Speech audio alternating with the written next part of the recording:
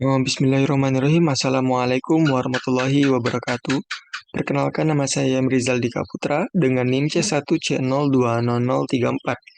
Di sini saya akan mempresentasikan tugas proposal metodologi penelitian saya yang berjudul tentang pengaruh profitabilitas, leverage, struktur kepemilikan, dan ukuran perusahaan terhadap pengungkapan laporan keuangan pada perusahaan properti, real estate, dan konstruksi bangunan yang terdaftar di Bursa Efek Indonesia periode 2019 sampai 2021.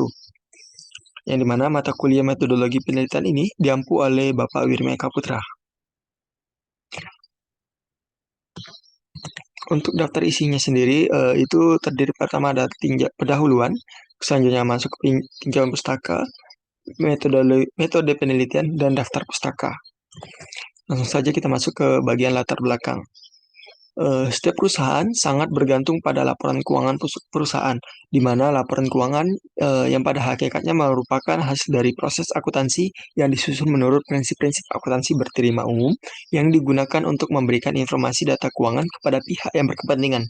Laporan keuangan menunjukkan bagaimana kondisi keadaan keuangan perusahaan saat ini atau periode yang akan datang. Jenis pengungkapan yang diatur oleh OJK dibedakan menjadi dua jenis, yaitu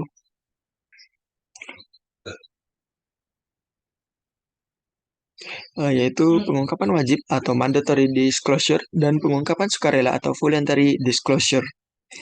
Di mana pengungkapan wajib merupakan pengungkapan yang mengharuskan pengungkapan perusahaan untuk mengungkapkan laporan keuangan sesuai dengan pemerintah.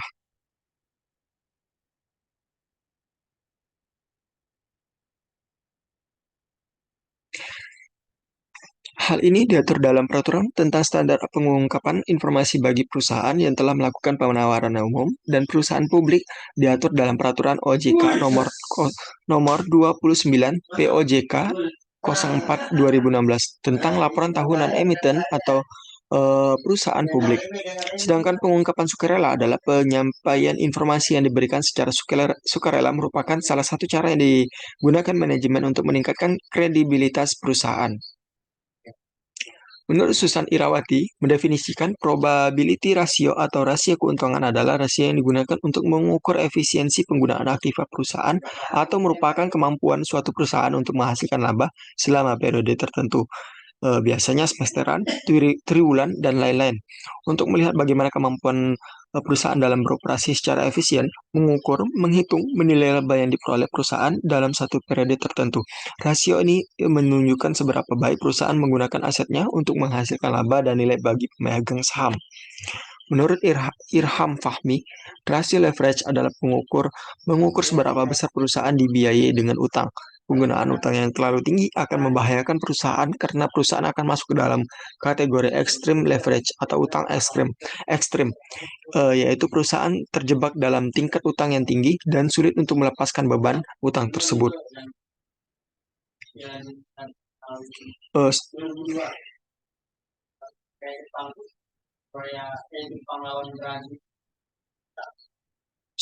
Struktur kepemilikan saham mampu mempengaruhi jalannya perusahaan yang pada akhirnya berpengaruh pada kinerja perusahaan dalam mencapai tujuan perusahaan, yaitu memaksimalkan nilai perusahaan. Hal ini karena adanya kontrol yang dimiliki oleh para pemegang saham. Oleh karena itu, diharapkan investor pemerintah akan lebih memiliki motivasi untuk mengawasi proses pengungkapan perusahaan dan juga perusahaan dapat meningkatkan ekspektasi investor negara yang merupakan salah satu penerima manfaat terpenting di perusahaan melalui peningkatan kualitas pengungkapan informasi. Ukuran perusahaan merupakan gambaran besar kecilnya perusahaan yang ditentukan berdasarkan ukuran nominal seperti kekayaan dan total penjualan perusahaan dalam satu periode, penjualan maupun kapitalisasi pasar. Pengelompokan perusahaan atas dasar skala operasi dapat dipakai oleh investor sebagai salah satu variabel dalam menentukan keputusan.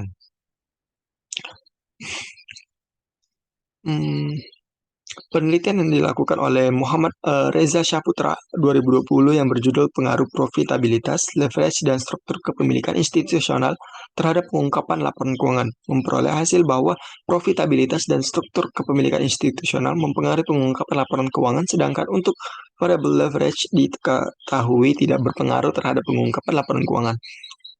Menurut Arum Purwandi dan Arus Purwanto 2012 dengan judul Pengaruh Profitabilitas, Leverage, dan Struktur Kepemilikan dan Status Perusahaan terhadap Pengungkapan Laporan Keuangan pada Perusahaan Manufaktur di Indonesia. Hasil penelitian menunjukkan bahwa tidak ada pengaruh yang signifikan antara profitabilitas, leverage, dan status perusahaan dan indeks Wallace sebagian. Temuan lain menunjukkan bahwa ada pengaruh signifikan antara kepemilikan publik, kepemilikan institusional, kepemilikan manajerial, dan indeks Wallace sebagian.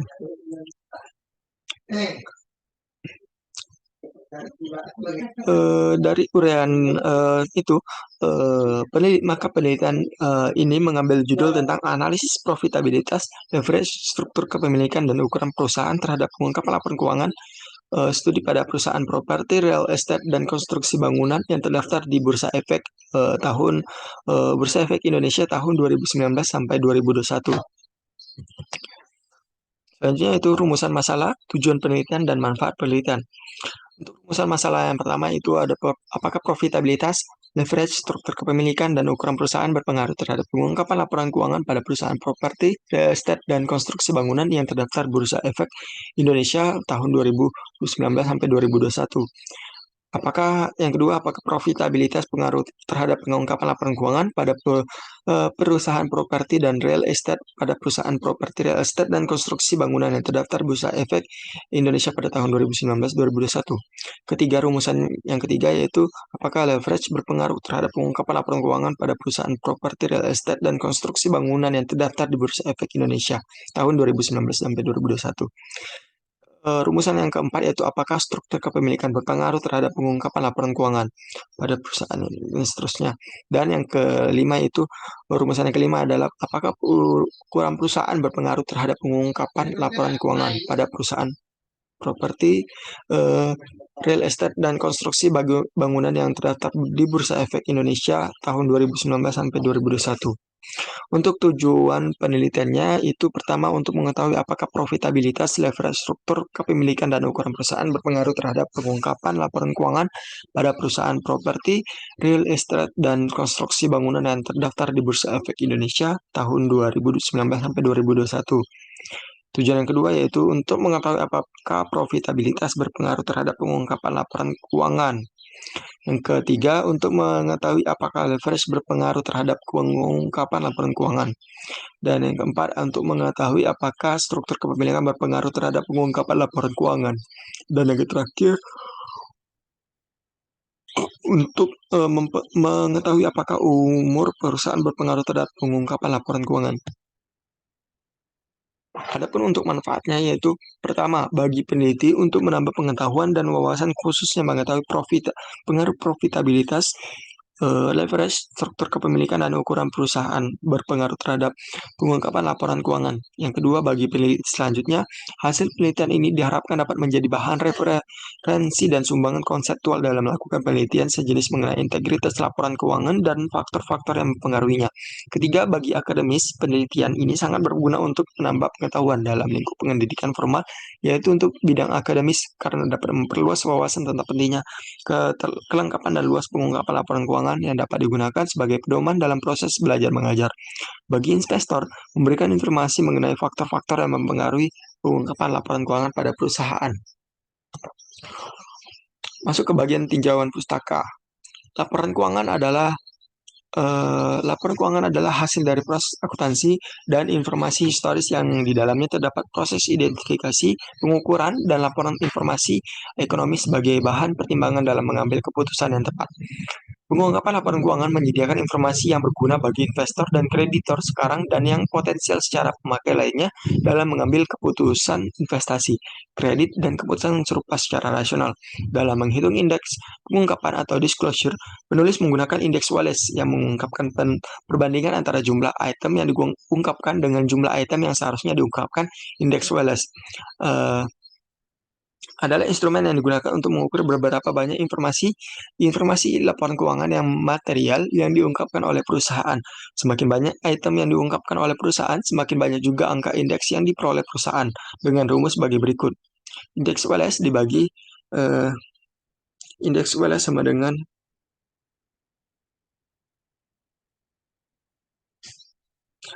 jumlah jumlah butir pengungkapan yang terpenuhi atau dengan simbol N kecil dibagi dengan jumlah butir pengungkapan yang mungkin terpenuhi keseluruhan dengan simbol N besar.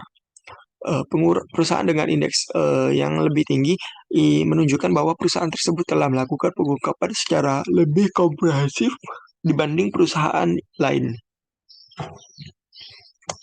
Selanjutnya itu profitabilitas. Menurut Weigan, Kimmel, dan Kieso, rasio profitabilitas digunakan untuk mengukur pendapatan atau keberhasilan usaha suatu perusahaan pada kurun waktu tertentu. Pendapatan yang kurang lancar akan mempengaruhi kemampuan perusahaan untuk mengendalikan utang dan pembiayaan ekuitas. Selain itu, pendapatan juga mempengaruhi likuiditas perusahaan dan menggambarkan kemampuan perusahaan untuk berkembang. Rasio profitabilitas memberikan ukuran tingkat efektivitas manajemen suatu perusahaan sesuai dengan tujuan yang hendak dicapai suatu perusahaan. Terdapat beberapa jenis rasio profitabilitas yang dapat digunakan. Kasmir menyatakan bahwa jenis-jenis rasio profitabilitas yang dapat digunakan adalah yang pertama ada profit margin dengan rumus profit margin sama dengan penjualan bersih dikurangi harga pokok penjualan dibagi dengan penjualan. Yang kedua ada return on investment atau ROI. ROI sama dengan laba setelah pajak dibagi dengan total ekuitas. Yang ketiga ada return on equity atau ROE. ROE sama dengan laba setelah pajak dibagi dengan total ekuitas. Rumus yang keempat profitabilitas yaitu earning per share of common stock. Laba per lembar saham sama dengan laba saham biasa dibagi dengan saham biasa yang beredar. Yang kelima ada return on asset atau ROA. ROA sama dengan pendapatan bersih dibagi dengan total aset. Dan yang terakhir ada net profit margin atau NPM. NPM sama dengan laba bersih dibagi pendapatan dikali dengan 100. Selanjutnya ada leverage. Rasio solvabilitas atau leverage ratio merupakan rasio yang digunakan untuk mengukur sejauh mana aktiva perusahaan dibiayai dengan utang. Artinya berapa besar beban utang yang ditanggung perusahaan dibandingkan dengan aktivanya. Menurut Syahriandala dan Satriana, leverage adalah penggunaan aktiva dan sumber dana oleh perusahaan yang memiliki biaya tetap.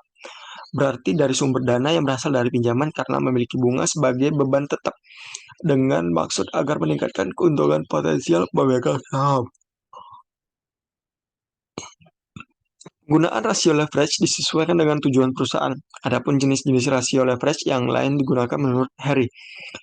Ada debt to asset ratio dengan rumus sama dengan dibagi total kewajiban dibagi dengan total aktiva. Yang kedua ada debt to equity ratio dengan rumus total kewajiban dibagi dengan total ekuitas. Dan yang ketiga ada long term debt to equity ratio dibagi utang jangka panjang dibagi dengan total ekuitas. Dan yang terakhir ada times interest earned ratio sama dengan EBIT dibagi dengan biaya bunga.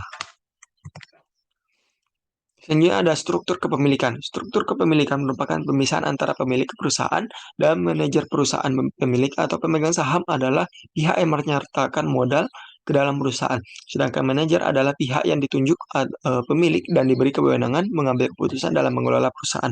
Dengan harapan manajer bertindak sesuai dengan kepentingan pemilik. Yang pertama ada kepemilikan institusional atau INST. Dengan rumus jumlah saham yang dimiliki institusional bagi dengan total keseluruhan saham dikali dengan 100.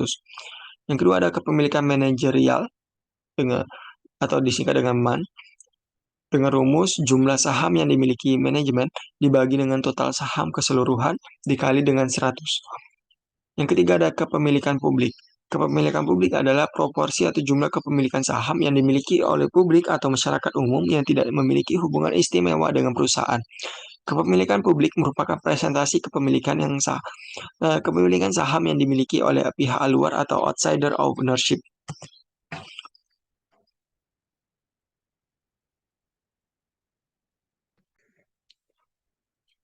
Selanjutnya yaitu ukuran perusahaan. Menurut Ibrahim, ukuran perusahaan adalah gambaran besar kecilnya perusahaan yang ditentukan berdasarkan ukuran nominal, misalnya jumlah kekayaan dan total penjualan perusahaan dalam satu periode penjualan, maupun kapitalisasi pasar. Pengelompokan ukuran perusahaan dapat ditentukan dengan dapat ditentukan dengan berbagai nilai seperti total aktiva, penjualan, modal, laba, dan lainnya. Nilai perusahaan tersebut dapat menentukan besar kecilnya perusahaan. Indikator ukuran perusahaan dapat dilakukan menggunakan dua cara, yaitu pertama, ukuran perusahaan sama dengan LN dikali dengan total aset. Aset adalah harta kekayaan atau sumber daya yang dimiliki oleh perusahaan. Semakin besar aset yang dimiliki, perusahaan dapat melakukan aktivi, aktif, investasi melakukan investasi dengan baik dan memenuhi permintaan produk. Hal ini semakin memperluas pangsa pasar yang dicapai dan akan mempengaruhi profitabilitas perusahaan. Yang kedua ada ukuran perusahaan sama dengan LN dikali dengan total penjualan. Penjualan adalah fungsi pemasaran yang sangat penting bagi perusahaan untuk mencapai tujuan perusahaan, yaitu mendapatkan laba. Penjualan yang terus meningkat dapat menutup biaya yang keluar pada saat proses produksi. Hal ini laba perusahaan akan meningkat yang kemudian akan mempengaruhi profitabilitas perusahaan.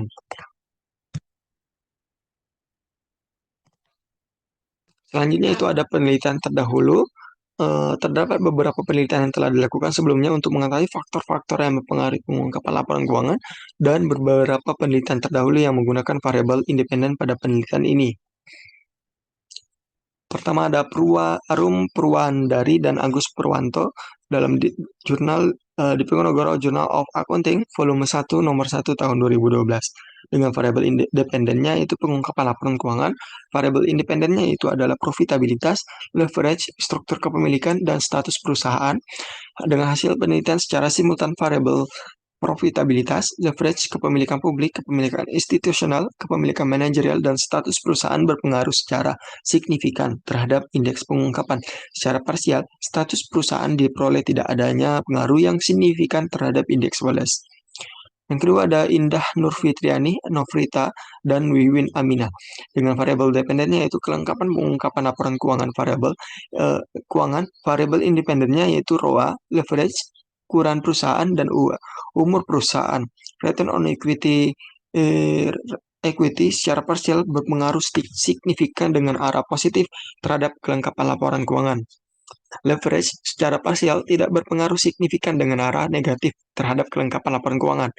Ukuran perusahaan secara parsial tidak berpengaruh signifikan dengan arah positif terhadap kelengkapan laporan keuangan.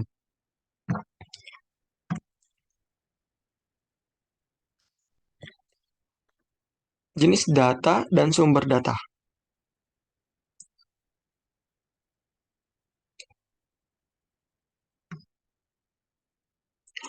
Jenis data yang digunakan dalam penelitian ini adalah data sekunder. Data sekunder merupakan sumber data yang diperoleh secara tidak langsung, yaitu melalui perantara atau pihak lain. Data yang digunakan adalah laporan tahunan atau annual report yang diperoleh dari situs resmi Bursa Efek Indonesia, yaitu dengan www.idx.co.id dan sahamok.com dan sumber lain seperti buku, jurnal, internet, dan lainnya yang berhubungan dengan data penelitian ini. Untuk objek penelitiannya yaitu ini adalah perusahaan properti, real estate, dan konstruksi bangunan yang terdaftar di Bursa Efek Indonesia periode 2019 sampai dengan 2021. Adapun yang menjadi subjek dalam penelitian ini adalah laporan keuangan tahunan perusahaan yang terdiri dari profitabilitas, leverage, struktur perusahaan, dan ukuran perusahaan sebagai variabel independen dan pengungkapan laporan keuangan sebagai variabel dependennya. Sampel penelitian. Untuk sampel ini merupakan suatu bagian dari keseluruhan serta karakteristik yang dimiliki oleh sebuah populasi. Apabila populasi tersebut besar, sehingga para peneliti tentunya tidak memungkinkan untuk mempelajari keseluruhan yang ada pada populasi tersebut. Beberapa kendala yang akan dihadapi diantaranya seperti dana yang terbatas, tenaga, dan waktu, maka dalam hal ini perlunya menggunakan sampel yang diambil dari populasi itu. Selanjutnya, apa yang dipelajari dari sampel tersebut maka akan mendapatkan kesimpulan yang nantinya diberlakukan untuk populasi. Nah,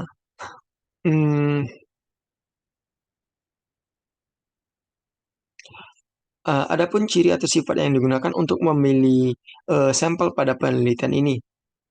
Maaf, metode penelitian ini menggunakan purposive sampling, yaitu sebagai alat pengambilan sampel yang berdasarkan atas suatu pertimbangan tertentu, seperti ciri populasi ataupun sifat yang sudah diketahui sebelumnya. Adapun ciri atau sifat yang digunakan untuk memilih sampel pada penelitian ini adalah sebagai berikut. Untuk jumlah populasinya itu ada sebanyak 83. Kriteria pemilihan sampelnya itu perusahaan di sektor properti, real estate, dan konstruksi bangunan yang tidak sesuai dengan tanggal pencatatan pada periode 2019 sampai 2021 sebanyak 61 perusahaan. Perusahaan sektor properti, real estate, dan konstruksi bangunan yang delisting di Bursa Efek di Indonesia dalam periode 2019 sampai 2021 sebanyak 0, sehingga didapatlah jumlah sampelnya itu sebanyak 22 perusahaan dengan pengamatan data selama 3 tahun dari 2019 sampai 2021 sebanyak jadinya yaitu 66 data.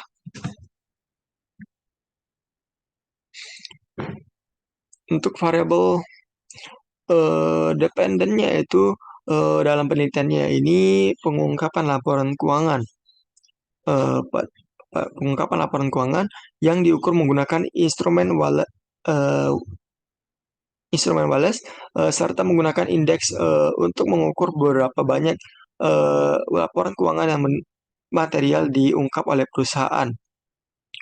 Selanjutnya itu variabel independen dalam penelitian ini ada 4. Yang pertama ada profitabilitas. Profitabilitas dengan rumus yang dipakai adalah ROA. ROA adalah suatu alat yang digunakan untuk menilai sejauh mana modal investasi yang ditanamkan mampu menghasilkan laba yang sesuai dengan harapan investasi dengan rumus pendapatan bersih dibagi dengan total aset dikali dengan 100%. Yang kedua ada leverage. Leverage yang digunakan adalah debt to equity ratio dengan rumus total kewajiban dibagi dengan total ekuitas. Yang ketiga ada struktur kepemilikan. Struktur kepemilikan yang dipakai adalah kepemilikan institusional yang digunakan dengan rumus jumlah saham yang dimiliki institusional dibagi dengan total keseluruhan saham dikali dengan 100. Dan yang terakhir ada ukuran perusahaan. Untuk ukuran perusahaan, rumus yang digunakan adalah LN dikali dengan total aset. Baiklah, mungkin itu saja yang dapat saya sampaikan.